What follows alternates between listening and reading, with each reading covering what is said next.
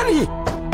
Fungua mtani. Ni nani wewe unagonga nyumba za watu hivyo? Mimi mtani wako. Kwani unataka nini? Nimepata taarifa zako. Unajitapa kwa watu kwamba tarehe 8 utanifunga. Eti mimi nitariaria, nitagaragara kama mtoto. Kwani uongo? Sasa kama kweli wewe ni mwamba, fungua. Halafu nikisha fungua, nataka nikupe mfumo nitakao utumia kukufumua wewe, mashabiki wako, benchi lako la ufundi, aliyekutuma na tajiri yako. Hicho mbona kipengele? Hii dabi haina kipengele. Labda kipengele ukilete wewe. Sifungui bwana, utakuwa umeleta uchawi. Dalili ya uoga hiyo.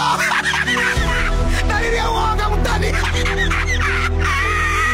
Wapo wanaotamani kipute kipigwe leo hii sasa hivi. Wale wenye roho na mioyo mepesi hawatamani kabisa kuisikia dabi ya Kariakoo. Ndio hivyo tena, haiwezekani. Ngoma lazima ipigwe, wala si mbali. Tarehe 8 tu hapo. Lipia kifurushi chako cha shilingi 28 mapema upate uhondo kutoka Azam TV. Burudani kwa wote.